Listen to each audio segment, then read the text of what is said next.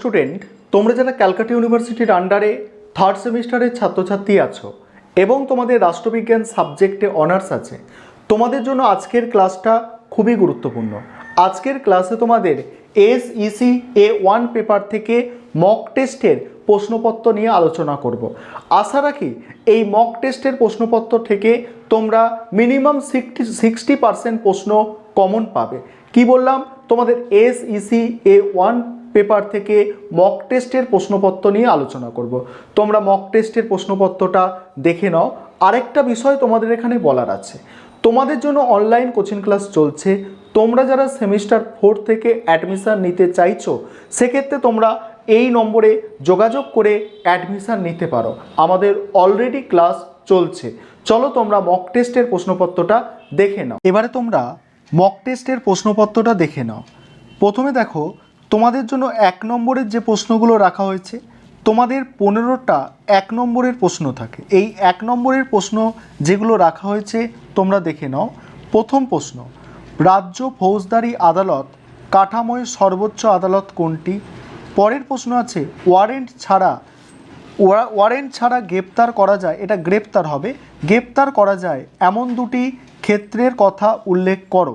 Next প্রশ্ন আছে, FIR কার কাছে দাখিল করতে হয়? পরের প্রশ্ন, FIR এর সম্পূর্ণ রূপ কী? পরের প্রশ্ন আছে, জামিন কাকে বলে? পরের প্রশ্ন, একটি অজামিনযোগ্য অপরাধ উল্লেখ করো।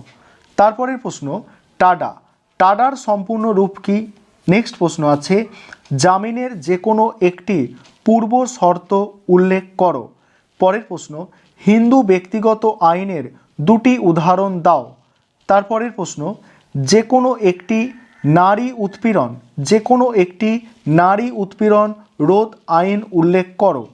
পরের প্রশ্ন আছে, পরের প্রশ্ন, উপভোক্তা সুরক্ষা আইন কত সালে প্রণীত হয়? নেক্সট প্রশ্ন, তথ্যের অধিকার সংশোধনী বিল কবে পাস হয়? তারপরের প্রশ্ন, জাতীয় মানবাধিকার কমিশন কত সালে গঠিত হয়? পরের প্রশ্ন আছে, পোটার সম্পূর্ণ রূপটি কী?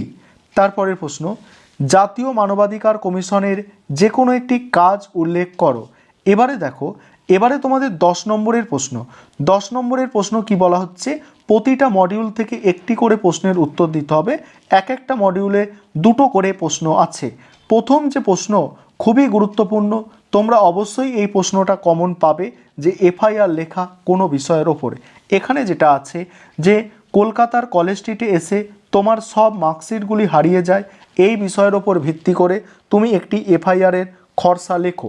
পরের প্রশ্ন, জামিন পাওয়ার পর কখন জামিন নাকচ হতে পারে?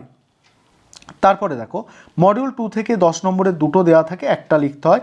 এখানে যে 2টো প্রশ্ন রেখেছি, ক্রেতা সুরক্ষা আইনে ক্রেতা কিভাবে অভিযোগ জানাবে? তারপরের প্রশ্ন, টাডা সম্পর্কে একটি সংক্ষিপ্ত টিকা লেখো। এবারে দেখো, প্রতিটি মডিউল থেকে অন্তত একটি করে প্রশ্ন নিয়ে মোট 3টে প্রশ্নের উত্তর দিতে হবে। দেখো, এখানে 2টো মডিউল আছে, প্রত্যেকটা মডিউল থেকে একটা করে প্রশ্ন নিয়ে মোট 3টে প্রশ্নের উত্তর দিতে হবে। প্রথম মডিউলে আছে, দেখো প্রথম মডিউলে 3টে প্রশ্ন যেগুলো রেখেছি। 1 নম্বর প্রশ্ন, হিন্দু ও মুসলমান সম্প্রদায়ের বিবাহ সংক্রান্ত ব্যক্তিগত আইন আলোচনা করো। দ্বিতীয় প্রশ্ন, বিশাখা ও অন্যান্য বনাম রাজস্থান রাজ্য মামলায় সুপ্রিম কোর্ট প্রদত্ত যৌন হেনস্থার সংজ্ঞাটি কী? এই বিষয়ে সুপ্রিম কোর্টের নির্দেশিকাগুলি উল্লেখ করো। পরের প্রশ্ন আছে, নারীর অধিকার রক্ষার্থে পণপ্রথা বিরোধী আইনটির মূল বিষয়গুলি ব্যাখ্যা করো।